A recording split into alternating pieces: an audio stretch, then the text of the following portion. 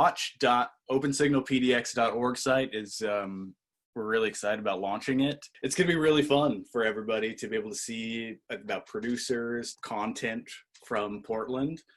Yeah. Do you have other questions? I'm having trouble. Can you see me? I can't. I can see your cat. Let me see. I can just see one arm and a cat. That's all I can see. Is that better? No. As a community member, I'm really angling towards hoping that we get the word out about this incredible programming. You got to get the word out.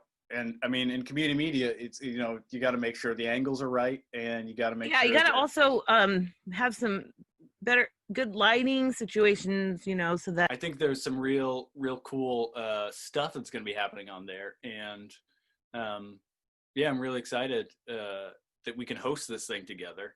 The hosting part's probably what I'm, apart from the content, is what I'm looking forward to the most.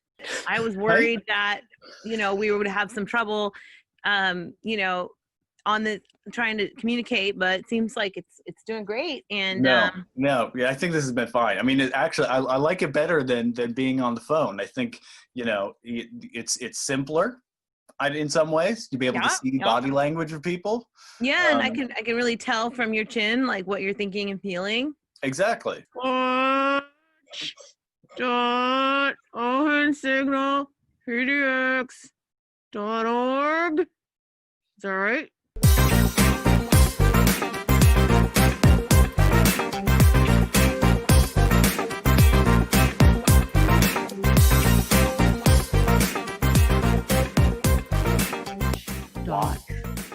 Unsignalpdx.org.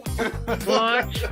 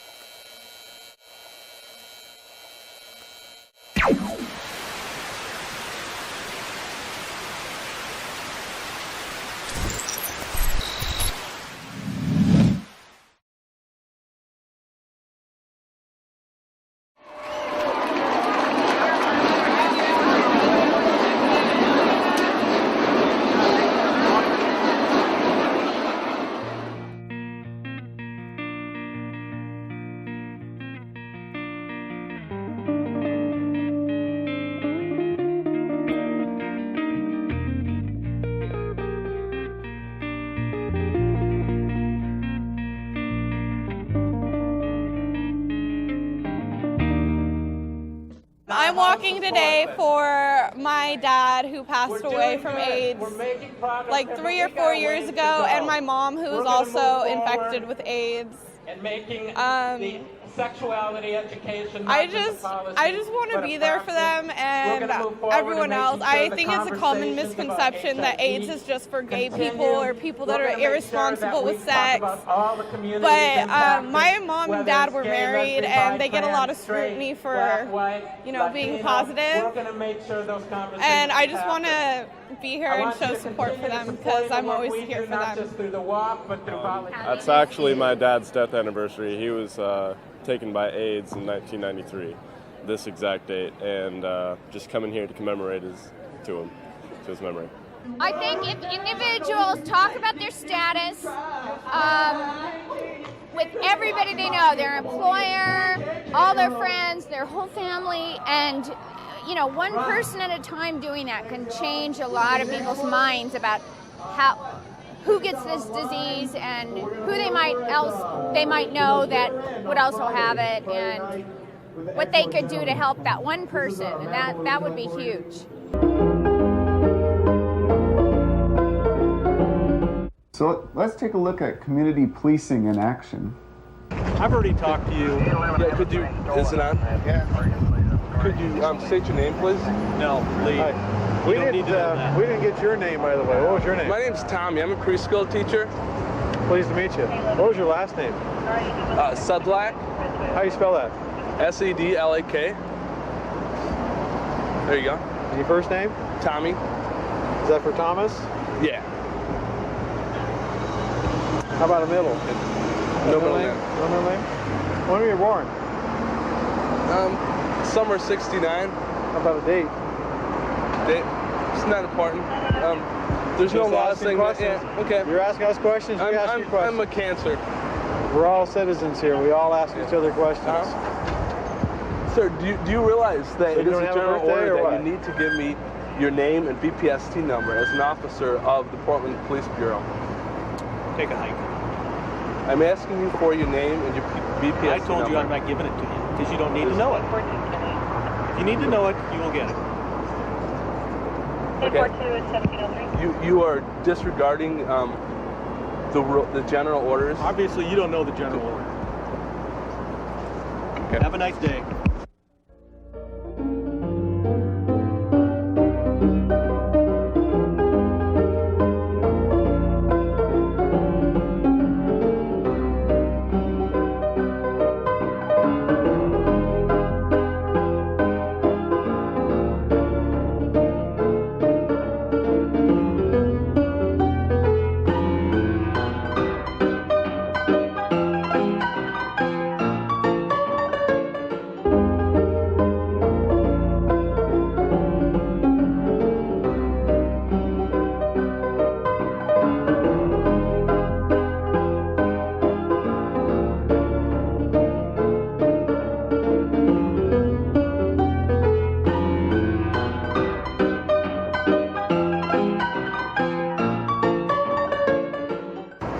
Take a hike.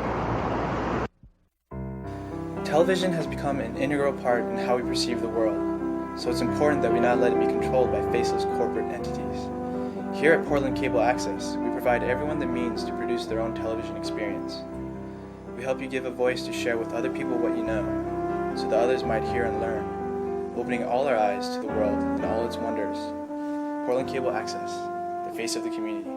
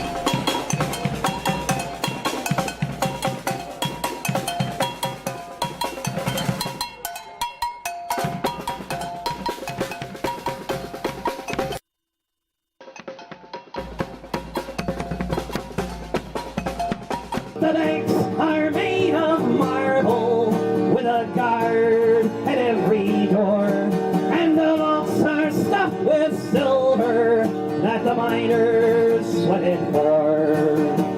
$100 billion in infrastructure would create $100 billion, not 700, $100 billion in infrastructure would create 300,000 new jobs and would generate $500 billion new dollars into additional economic activity. We need to get back to those basics. We need to build an economy on work, not on speculation. Yes. Yes. This is where we draw the line in the sand. No more giveaways to big business owners. No more deregulation. No more moving our jobs overseas. No more. We're not going to take it anymore, are we? No. If any of our congressional delegation vote for that nonsense, we will be at their door when they show up, won't we? Yeah. We will be at their front door. They will have to call the police, call the army, call the military, because we are going to be there.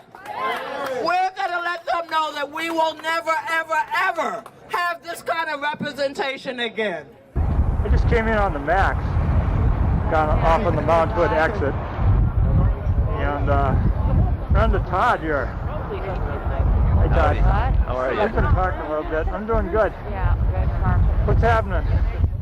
We're right now we're getting a glimpse at what the police and the military are really here for, and it seems as though it's to protect the powers that be from the people that don't agree with the powers that be. And as you can see by the people filing in, the amount of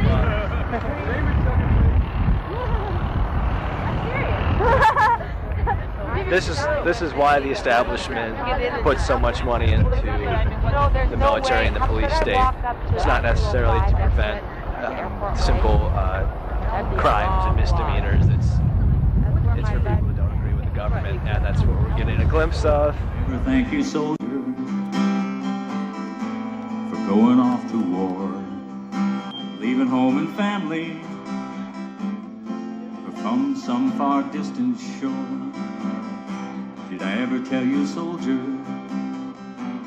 how I feel so damned ashamed?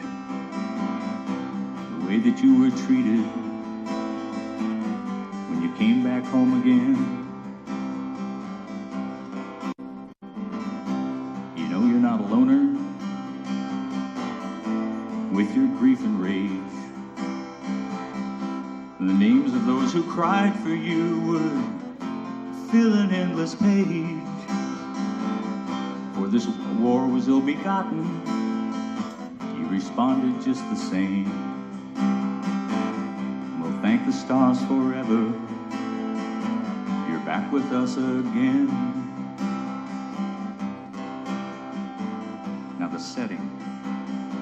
So it's been 4 years since the bombs dropped in shock and awe. For the last 5 springs, I've been protesting this war. This year, it's more personal. My only son is a soldier with an infantry division in Baghdad. It's personal for the military families who are standing with me today. Their loved ones are in Iraq or waiting to be deployed, or they've come home, or some of them have not come home and will not be coming home. I'm not here to speak for the troops. I know better than to speak for my son, and frankly, I can't imagine what they're experiencing. But I will say this about our troops.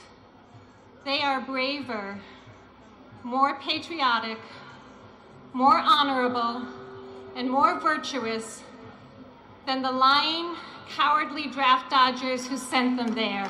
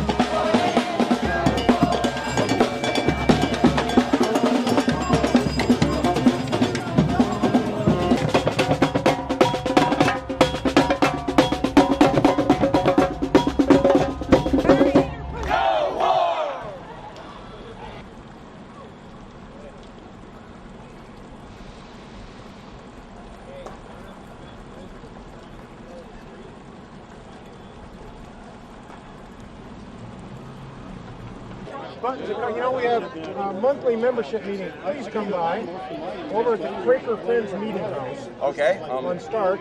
And we have, people from the 20s to the 80s. Bush is off there wanting to escalate, go further. The people are saying no. More and more in Congress are saying no. He needs to be stopped. This is the 5th time we've come down here to protest the war in Iraq.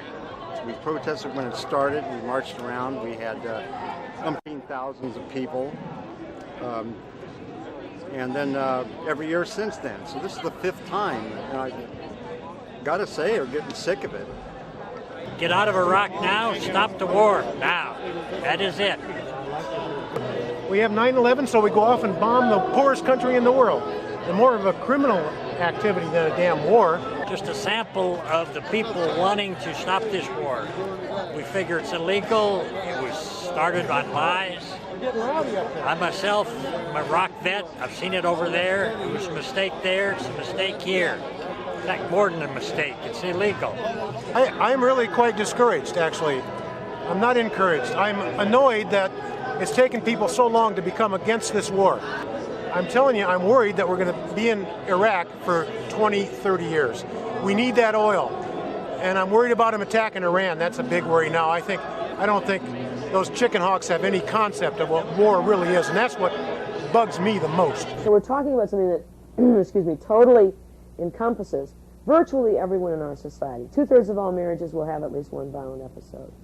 50% of all American women will be battered at least once in their lives. 1 in 3.6 American women will be raped in their lifetimes. That's the vast majority of the population.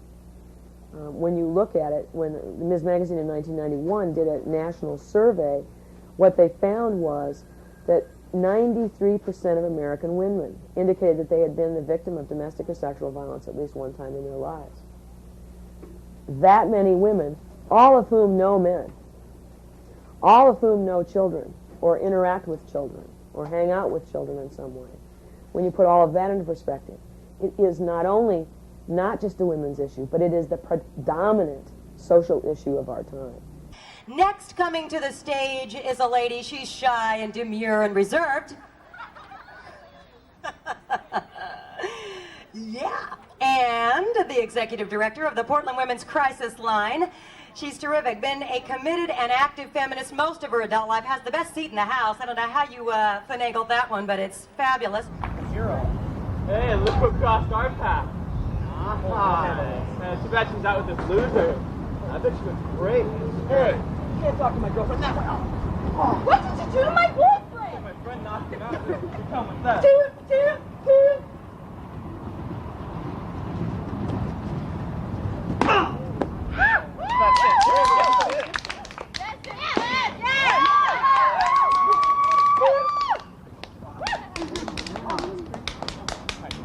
Fight, huh?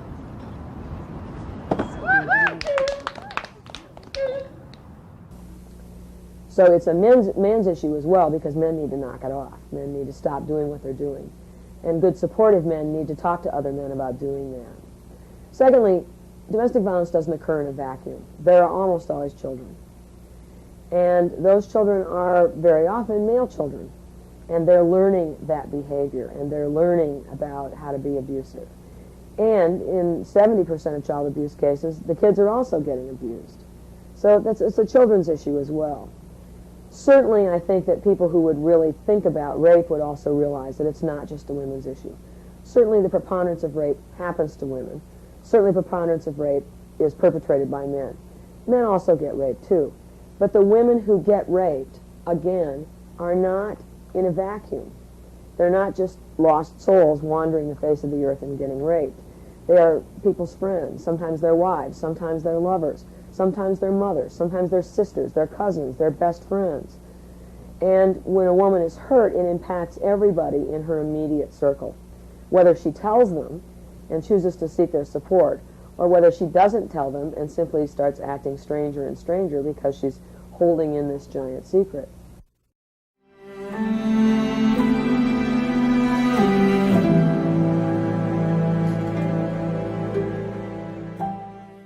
Greetings, Elijah Hassan here, writer, director, producer of Where the Heart Is.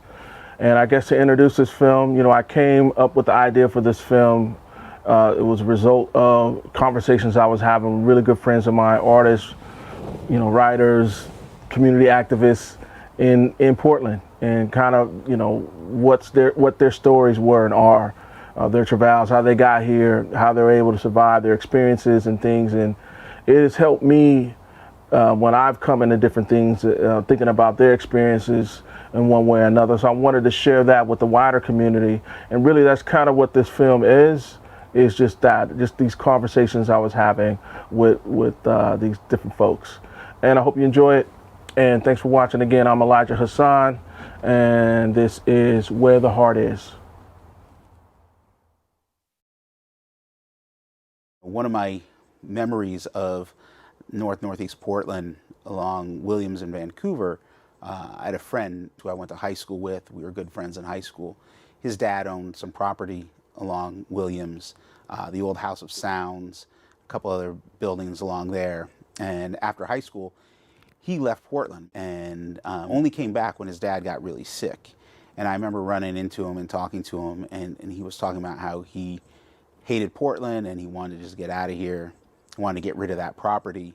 And I said to him at the time, I was like, man, if you sell this property, this neighborhood's gonna go.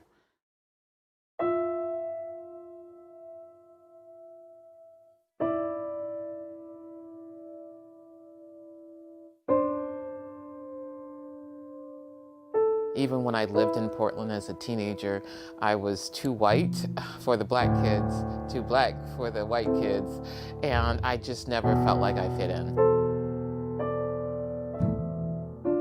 Never wanted to take over the world, just wanted to kick a dent in it. This is my voice, and if you think I'm going to use your voice, you got the wrong person. Rather than trying to create a world that works for me,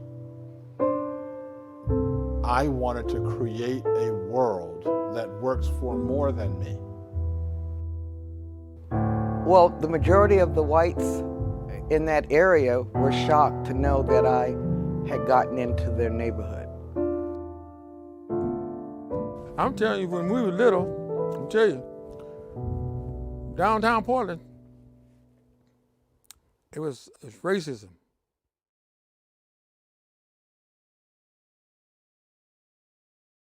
And I ended up in Portland initially when I was about 14 years old.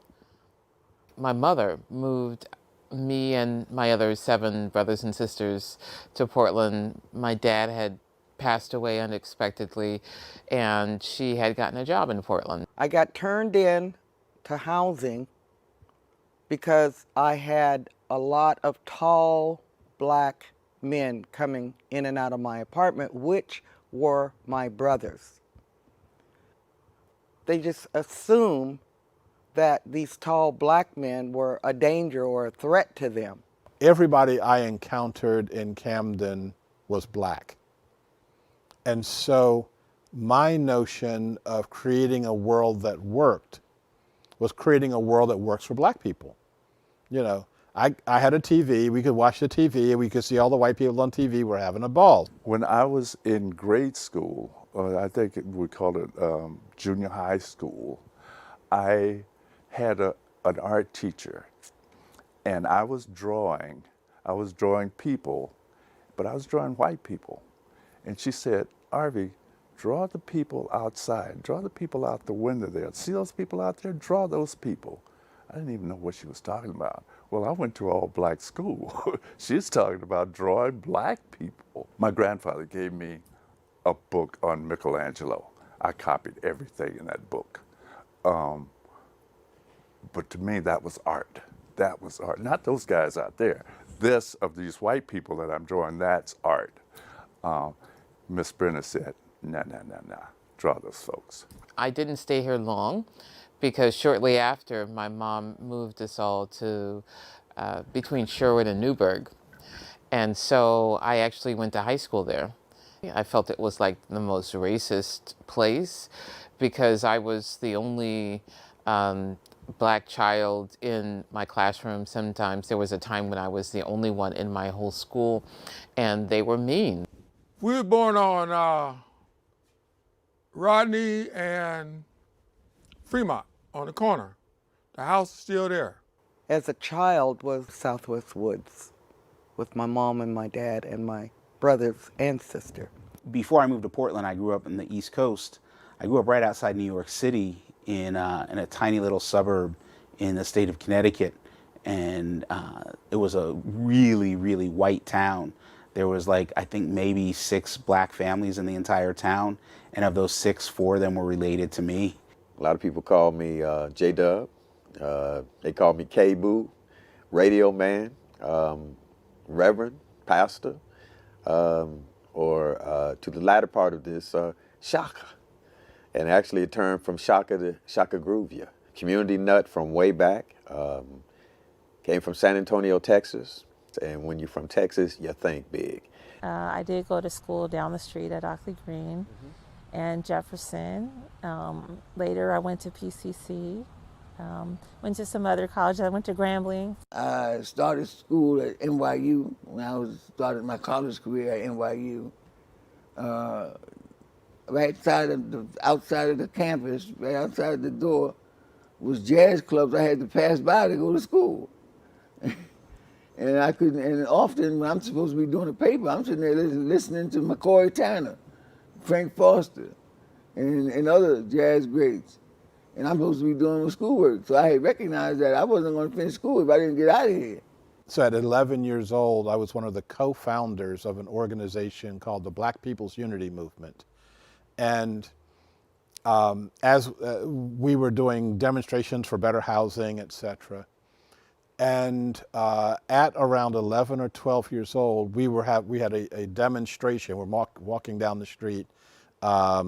And we had a bullhorn encouraging people to come out and join us for better housing, et cetera. And somebody, one of them, handed the bullhorn to me. And I don't remember what I said, but I could see people 3 blocks away coming to their doors and looking at what was happening. And based on whatever it was I was saying, I could see them joining our march.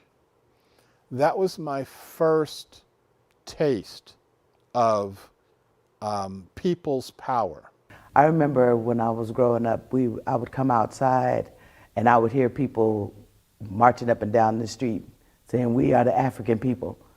And it was an exhilarating and a beautiful time to just be free and be black. George Page doing jazz, the master blaster.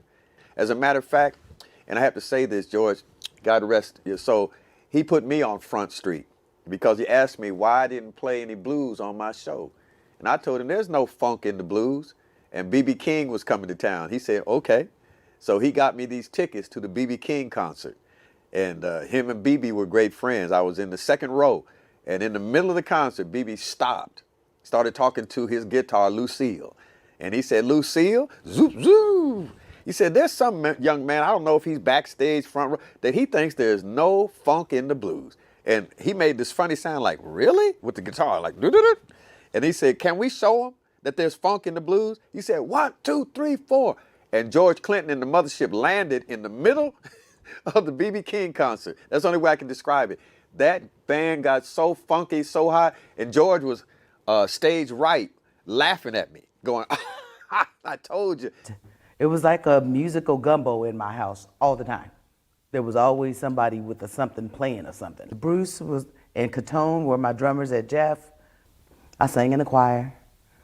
I was a part of Mount Sinai, Church of God in Christ, where they believed in choir rehearsal for 4 and 5 hours. In a weird way, I'm actually hyper aware of when there's a lot of black folks around, because to me, as a kid growing up, it was always a treat. Whenever we went someplace, we'd go into New York City, and when I got older, we would go up to Harlem, and I would hang out in Harlem all the time. And to me, that was just a great place to be, because it was like, there was just something, it was unlike what I was used to, but it was there was just a tremendous spirit and energy there that I loved. When I came to Portland, I was just passing through, and Portland had just won a basketball series. And I said, wow, this is a great place. I'm coming up from Los Angeles. The skies are blue up here. Yeah, it rains in Portland. Absolutely it does, but it makes everything great. And because of that, we have these beautiful flowers, and we have these beautiful trees, and the air is clean, you know, and it's like you can go a couple of hours, you can be at the ocean, go a couple more hours the other direction, you can be at the mountain. Who wouldn't want that? I saw a terrific opportunity here, and I love the surrounding environment, the greenery. And it was sunset, so it had that pink glow. And this is back in the days when you walked out of the airport, you could actually see the mountain, you know. I remember the first time I ever seen a snow-capped mountain in my life. And I walked out, I stopped right in the doorway, and I said to her, I said, we can turn right around and go right back and pack our bags, we're coming here. And that was it. That's how I got to Portland. In my time away from Oregon, I had gotten a different perspective.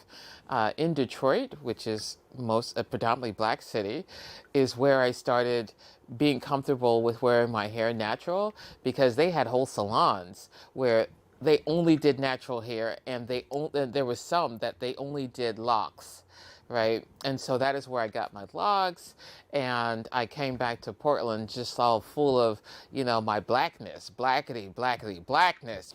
And so people didn't know how to like take me, and I didn't care, because this was the first time I felt really comfortable with how I was representing myself to the world. I came to Portland in 1980, looking for a better life, looking for more safety, actually.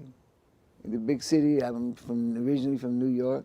Drugs really had decimated my community. The white people that I encountered in Camden were there to administer to us, okay? So we, you know, there were white teachers, there were white police officers, there were white people running the stores, etc. And so we were like the colony, you know, and these were like the colonial administrators. So there was something fundamentally wrong with that picture. And I could sense the wrongness of it before I had words for it. They wanted their property back, so we got a letter from a neo-Nazi threatening to burn us out if we didn't move out. But it's that subtle violence that we experience every day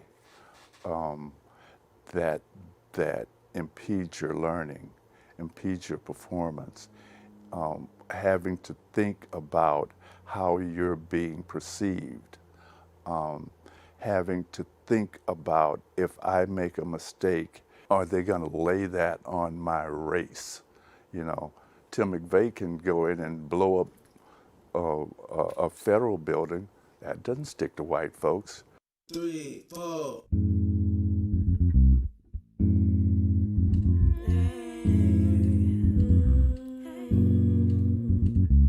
Salty eyes burn with decision made plain, stressing off the grave, given, driven by the man mind, kept intact for lack of the facts. Say fable, favor, conception, savor, missed by the mister, got him playing twister, stepping on my color with his left foot. See, he's about to fall, cause he forgot to put his right foot down, so he can be stable, letting loose the horses with the evil forces, and they're riding on me and my homies like I feel opponent, but I don't eat bologna in the bread that they love. Breathe this condition.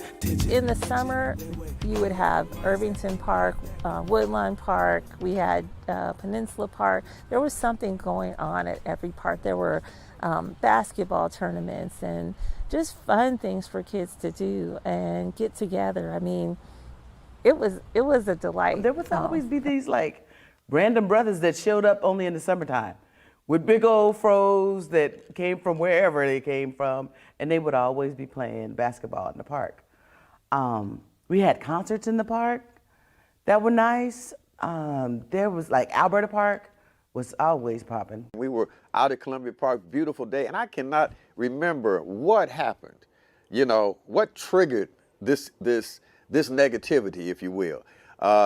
And next thing you knew, the police had surrounded the park, and they were driving up in the park, and people got angry and started throwing things and different things, and they decided to start arresting people.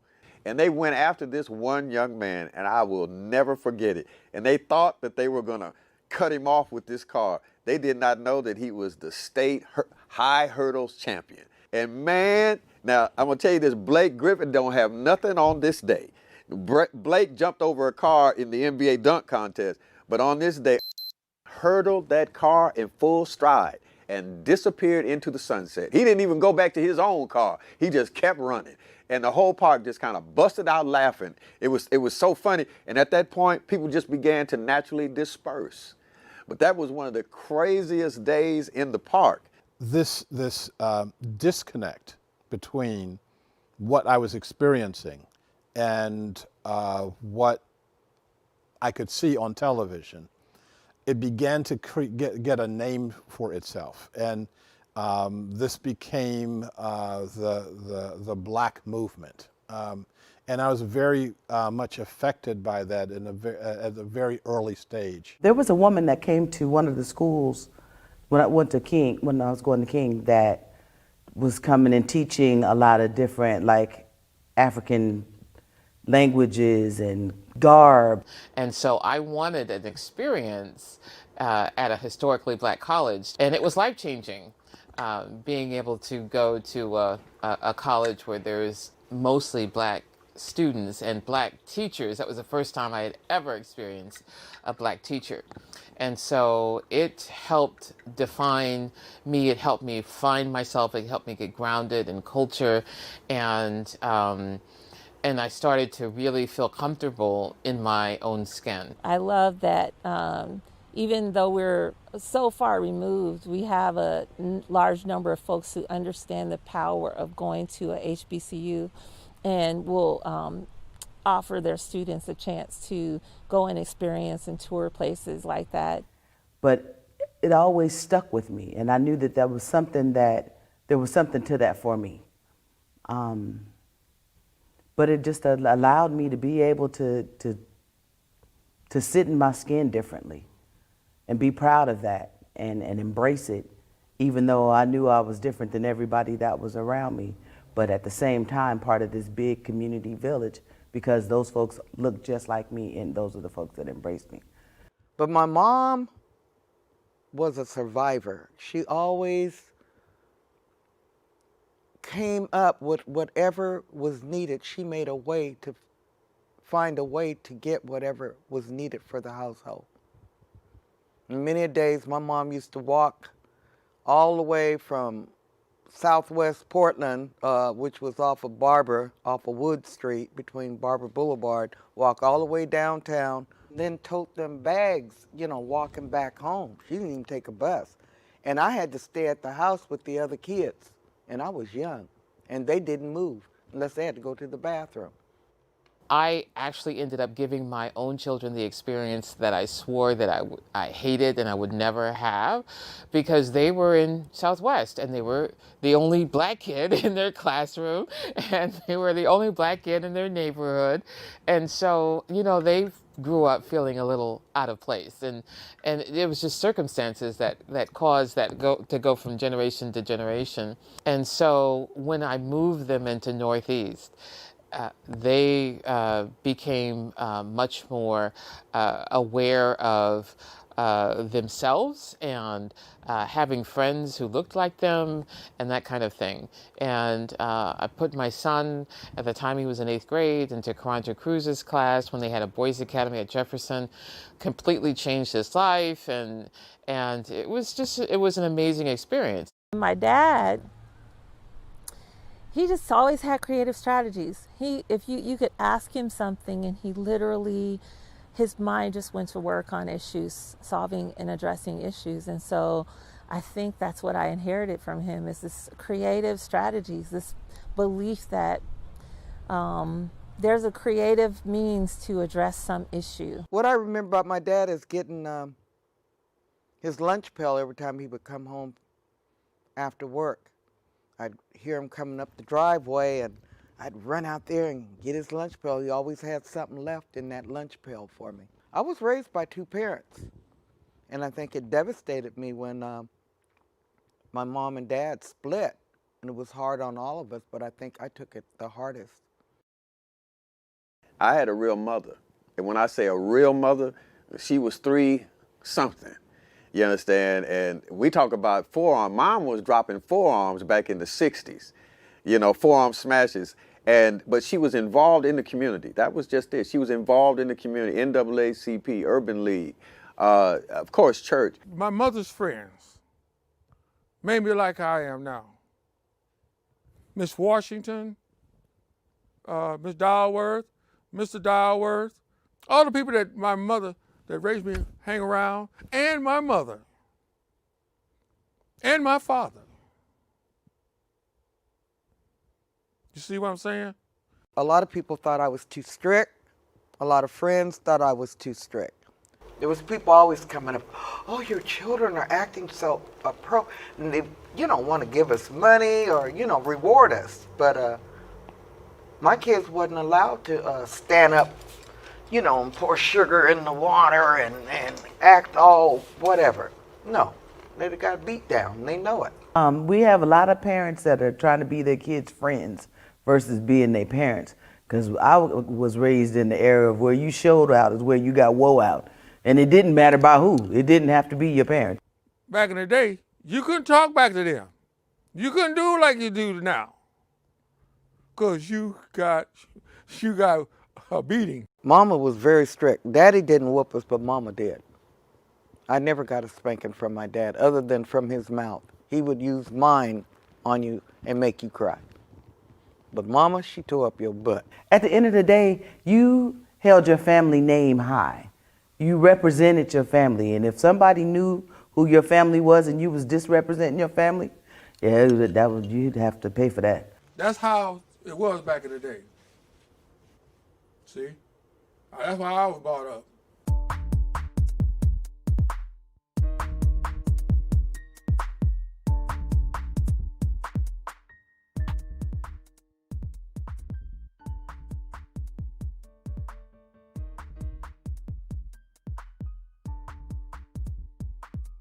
There was a barbecue, some kind of family gatherings.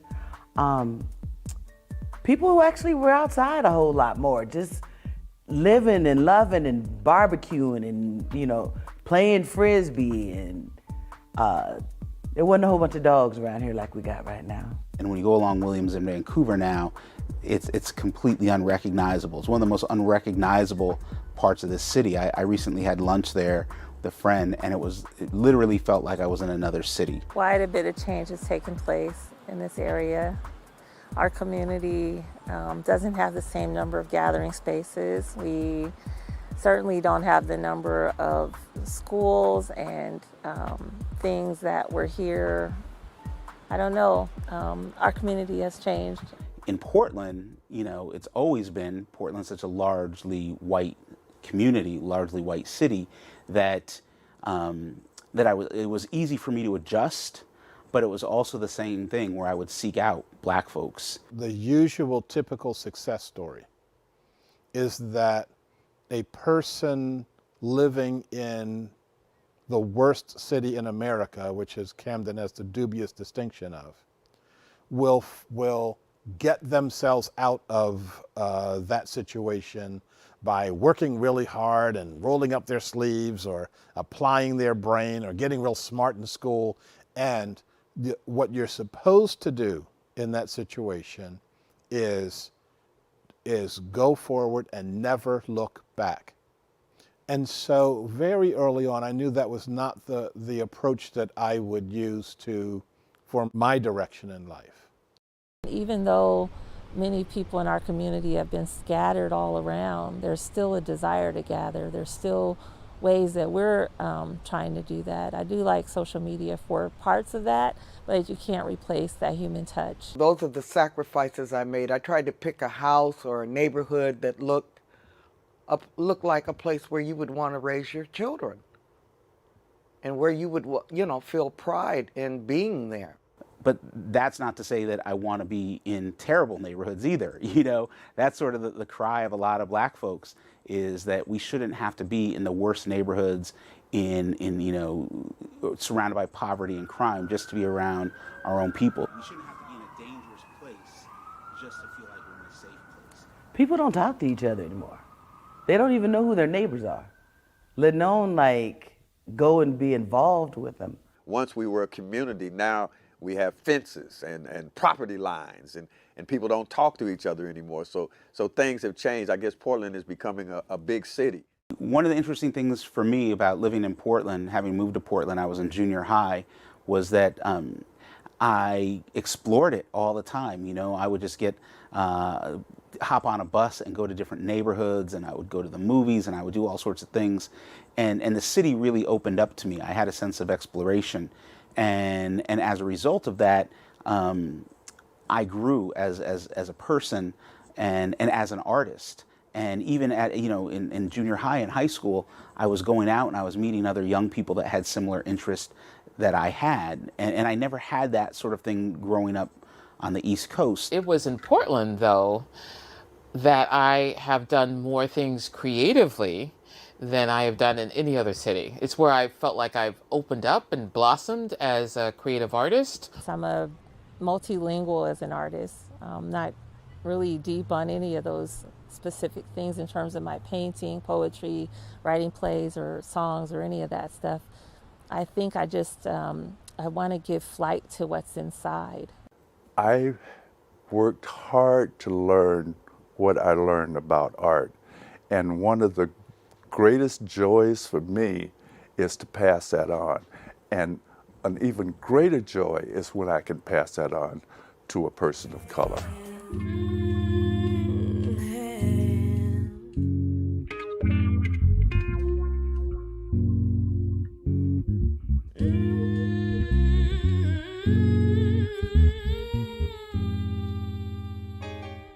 And so that's what made me like I am today. Like all those people now are gone. All of them, they're gone. But I never talked back to them. Never did. Bet not. When you lose a loved one, and especially a child, you always think about that. You think about, oh, maybe I shouldn't have did this, or, you know, what if I had did this? You know, you kind of regret some of the bad things that you feel bad about. But then, too, hopefully they'll thank you and say, well, Mom, you saved us. I guess I'll hear about that one day. When I was much younger, I would have never thought that I would have had this statement, but I can't see myself living actually in any other city. I have invested a lot of time in Portland. I've defined who I am through my experiences and because of my work in Portland as a columnist for the Oregonian, and then as an artist, and now as a teacher. So there's so many lives I think that I've touched and built a foundation of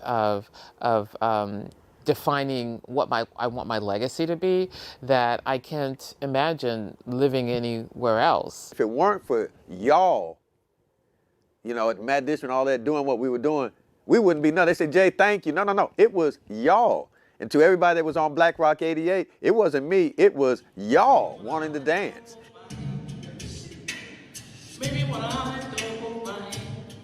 And that's one of the things that makes Portland so beautiful. We have a large artist community, and I would not trade that in for anything. I was raised around it, and so it's like to be able to put my fingers into this rich clay and come out with something, and it's just like, this, from this mud, I am going to create anything that I want. In the museum, one of the things I really responded to was a piece by Hooks, and she said, you resist when you tell your story. We all have a story. We all can resist. We must resist. And I think that had I lived in another city, I don't know if I would have turned out the way I did, because there was access to so many things in this city that I never had access to before. everything was fairly close by, whether it was museums or movie theaters or the library or even Powell's books, which I discovered at a really young age. And all of that had played an integral role in shaping who I am, shaping the artist that I would become, the storyteller that I would become. And for, not everything about Portland's great, but not everything about it's terrible either. And sometimes I have to remind myself of that the person I am today, I am this person because of where I've lived the vast majority of my life. And, I guess that's a beautiful thing. I'm glad my family moved to the Pacific Northwest. I did love the South. I moved to Houston later. I did love the South. But this is home for me.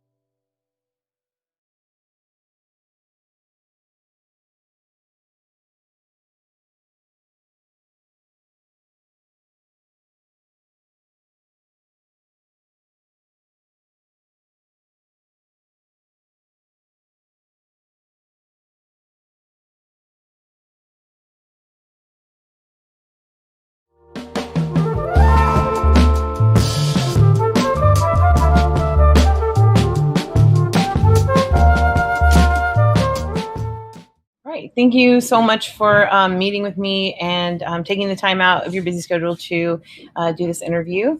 I first want to introduce, this is Tia Carpenter. She is or do you go by she? Yeah, I go by she. Okay. She's the current president of Don't Shoot PDX, which is a local nonprofit here in Portland. I first wanted to definitely congratulate you on your website being included in the Library of Congress list of significant documentation of anti-racism work in American history. This is super cool, amazing. Please share your thoughts on that. Yeah, it's super cool because, I have a great love of books, as well as my mom, but her first job was a librarian. So it's just, it's really cool to be able to have that recognition because everything she does is like for the long term. She doesn't make any moves without thinking about how it can be sustainable and how it can be a blueprint for future work. So it's affirming. And right now this is when it's needed. So that was like a really wonderful, really good news. Like we're still feeling the. There was a shift in leadership since you've now become the president. What were the reasons behind that shift?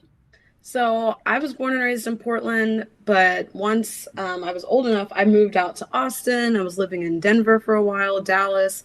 And I was still helping from afar with Don't Shoot, just through like mobile and online. But once I moved here last August, so now it's been a year of me being back, I just saw, it became clear to me like how much work she had been putting in and how I was like, wow, like I didn't really have a full grasp of it. I didn't realize everything she was doing. And once I did, I was like, I'm happy to take over and sort of give her the chance to kind of transition into more of a a grandma role, you know, because she is a grandma and she can't, you know, she shouldn't still be having to do all of this direct action work, but that's where her heart is. Sure. So I just am here to kind of make it a little easier, and I didn't mind taking up the position. I'm excited. Yeah, it's something that I've noticed, and maybe you can speak more to this, but Don't Shoot PDX is talking about some marginalized, populations, and one of the most marginalized populations are youth. Have you worked with youth in that aspect of like kind of unpacking their marginalization in our society at all? Before COVID, we were doing a lot of youth programming that was centered in archives and different like STEM research, like science, educational, more like hands-on. We would have like computer lab sessions and do like little youth activism classes where kids would learn and be able to use technology to make their own zines, build their own websites, things like that. Was that over at the Albina Arts Center? So we just acquired that space in January. This was before that when we were at the DCBC, which we're still there part-time. And when we were down on Deacom, it's moved around a lot. But COVID sort of messed up a lot of the community-based programming that we did have. But now we're more focused on, legal referral systems. And the kids are involved in that too, because a lot of them are protesting and they need to know their rights. They need to know how to create a safety net, things like that. And, it's good to start young because then you don't have intimidation of the legal process. Well, I think too, I appreciate that you're you're a mentor right now for those young people that are getting involved through Don't Shoot PDX. Anyone who's in the hierarchy of being like more of an older person or an older generation is definitely like mentoring. And I know that with my work with youth, that provides so much opportunity and so much support, even just psychologically, to have that mentorship. So thank you for doing that work with youth. Yeah, absolutely. Because, for a lot of people, like, especially with COVID, it's hard to, you need to know that you have a support system outside of your family or outside of your immediate circle. I think the importance of community is, more essential than ever, So it's all about building those relationships young. So obviously building community and building relationships is part of the objectives of Don't Shoot Portland. And I wonder if there's any other goals and objectives that you want to talk about and maybe how they're integrated with the current Black Lives Matters movement. Yeah, so a big focus for us has been redistribution and mutual aid. So we've really been building up our networks hardcore over the last few months. And just with everything going on, people want to be able to help. And it's even easier right now because people are in such need all over and people are wanting to give more than ever. So we've taken it upon ourselves to sort of be able to take care of our houseless communities through, gently used clothing, making sure it's all separately packaged and COVID sanitized friendly. We're going to start doing produce boxes and helping out with deliveries. We're going to do that in conjunction with another group. We've been doing the supply runs down to Warm Springs Reservation. And I think it's just so important that while we're, a part of this movement, that we're all taking time to rest and take care of ourselves and also think about other needs that need to be met. Because I know sometimes when you get caught up in the energy of it all, it's hard to even think about self. But we have to put emphasis on that so we can create strong leaders and, we need to learn how to take care of ourselves while we're going through the trauma and the work that needs to be done. Can you speak to a little bit more of the work that Don't Shoot Portland has been doing with Indigenous communities around the Portland area? Yeah, so we were connected to Jason Umtuck, and he is a tribal member down in Warm Springs in the Yakima Nation. And he connected us to a few other tribes that were in need of supplies and, hygiene products, sanitizer, water, especially when the infrastructure down there it failed them. And it was something that I hadn't even known about. I started seeing little news here and there through social media, but I didn't see anything really being covered in local news, which, we all kind of rely on social media for our networks, especially within the resistance community. That's how we organize. And once we were connected with Jason, and he had, that was our direct way to be able to find out what what people needed and how we could help. So we've just sort of gone with whatever their suggestions are, and we've been doing like pretty frequent runs, so that's awesome. And then it's also important because the COVID numbers in the reservations are different than ours. So we're trying to be conscious of that. And right now we only have one member of our volunteer team that's accompanying Jason down there.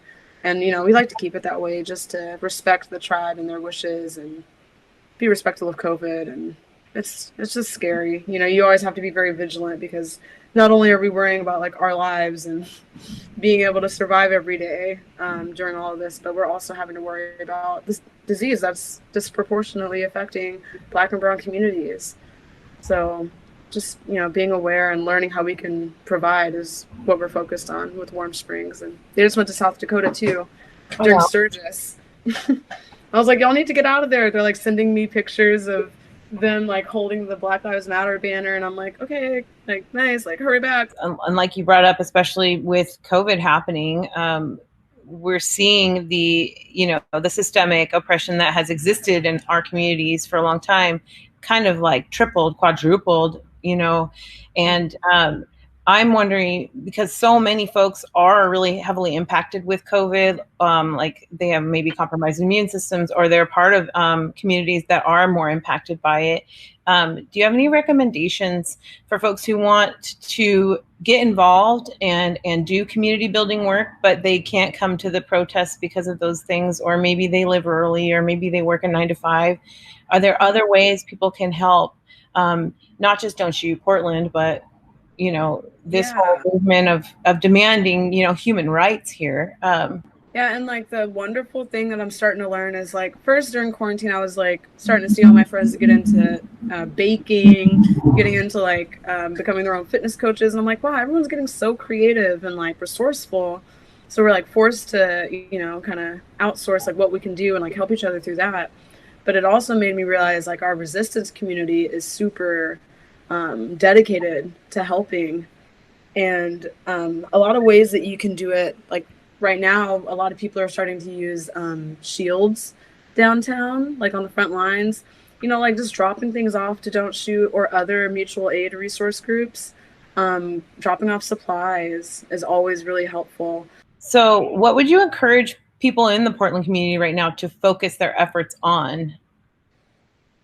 Like outside of just in general, like what to help Don't Shoot PDX like attain its goals? Yeah, to support us, just keep following our socials, donate when you're able to. Right now, we do have a few class action lawsuits going on, and we still need statements from people who have been affected by tear gas. Most recently, following the new DA's decision, Mike Schmidt, to not prosecute those protesting, it seems that there's been a huge uptick in brutalizing from PPB. So if you've been harmed by, any of these less lethal munitions, we really need statements on that. Just because the federal officers left does not mean that the violence has stopped at all. So we still need to keep collecting those cases. And if you're interested in being a plaintiff, you can email contact@don'tshootpdx.org. And would you encourage like live streamers who are catching this on their live streams to contact you as well, even if they're not the ones Absolutely physically? Mm-hmm. Yep. How can folks find out more about your organization and what you need? So we stay pretty updated on our newsletters. If you sign up at don'tshootpdx.org, please sign up for those. We have them out a couple times a month. And that's where you can get all of the new programming, updates on new lawsuits, because that's been one of our strong points over the summer. We're just like, like with all of everything going on, and it's hard to watch. And it's like as soon as everything started happening, we had so many of our lawyers that we've been working with through our legal referral services, like OGRC, MoMA, or public defenders, Metropolitan Public Defenders. Ashley Albee is from National Lawyers Guild. They all started getting in contact because we've worked with them for so long, and they're like, okay, there needs to be a plan of action right now. Yeah. We've never been in the position to be able to file so many, it's expensive. And Don't Shoot has never had the support that they've had right now. So it's like, it's a really beautiful thing. Not only can we demand audits, which, you know, they're Teresa's favorite thing, but now we can actually hold those people accountable by, you know, holding them accountable in the court of law. Yeah. Which is a game changer, you know. There are very few nights that have gone without some pretty severe things happen to folks, especially the press community, or even I do consider live streamers, you know, to be part of the documentation community. And I think they are deserving of protection. Honestly, everyone is. Absolutely. I mean, Huge yeah. deal that you helped get this restraining order, and I can't wait to see what other legal actions are able to be taken to ensure people's safety. Yeah, we just did an amendment a few nights ago because, like I said, after the DA made the new rule saying he was going to prosecute, PPB started brutalizing people with, you know, like bull rushing the crowd and just beating people with batons. There was some footage I saw where they were on the bridge and they were basically trying to like force people off. Like this, you know, it's scary. It's also like during the day, we're starting to see more of an uptick of, you know, Patriot Prayer agitators and Proud Boys. My friend, she actually referred to them as daywalkers. And I'm like, yeah, because they show up during the day when they know that, you know, most of us are, you know, taking the night, like we were out all night until 4 a.m. So we're taking the day off, and that's when they show up. They don't show up at night because they know they're outnumbered. And yeah, it's been scary. If you're able to, anyone out there, like start spending your days down there. It's not just about showing up at night. Go and give some support and relief for those that are out there and getting outnumbered by Blue Lives Matter people, you know. I'm curious too. You said you have some clips of video that you can share with us for this interview. Is there a part of Don't Shoot PDX that is like primarily media driven, as far as like visual media or audio? I mean, we have a lot of volunteers, and that's pretty much we're like volunteer run. But as for Don't Shoot, we're actually only like a 5-person team. So it would be nice if we could have like a dedicated media team, but right now we just sort of go off of our comrades that we have down there that are capturing footage, and a lot of people put together videos for us, and like the infographics that we get put out, those like our artist community is so strong, and we really appreciate them being able to use their talents to like spread information. Like when the LRADs were first being tested, we were able to spread the word because one of our artists in residence was able to like whip something up and sort of, you know, give people a rundown on what this even was. People were like reporting saying that they were feeling sick and that, you know, they didn't know why. And it's because they were testing the LRAD a few months ago. You want to explain what the LRAD is for folks who haven't been down and don't know? Yeah. So LRAD is a long-range acoustic device that is used to basically like broadcast messaging. But it at certain decibels, it can hurt your ears. It can ruin your hearing. Definitely in pets and small children. But it's also very directional. So you can just move a few feet out of the way and it'll be a little better. But even earplugs don't help when you're within range of it. It can cause headaches, migraines. Yeah. And I'm curious about the communities that it would impact more heavily might be folks who already are suffering from post-traumatic stress.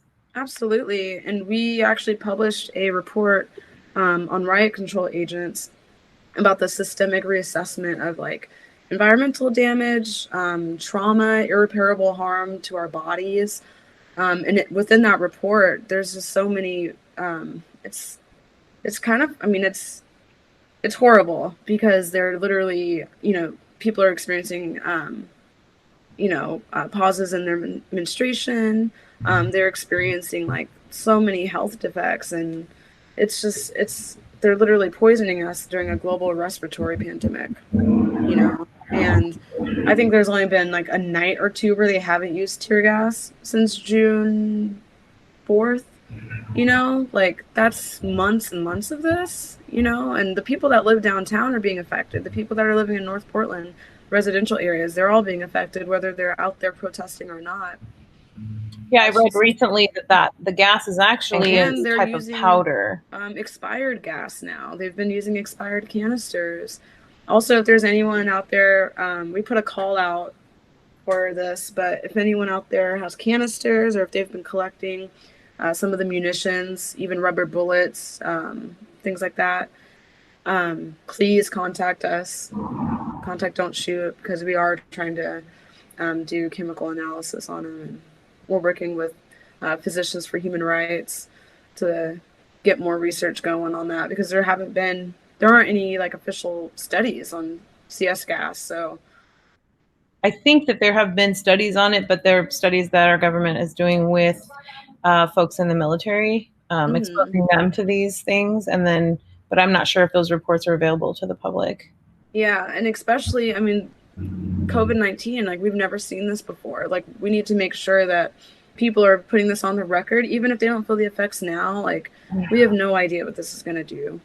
Thank you so much for highlighting the cases and the petitions that folks are doing to get justice for their family members. And thank you again for taking this time out during this really amazing time where we are getting change and we're not going to stop demanding it.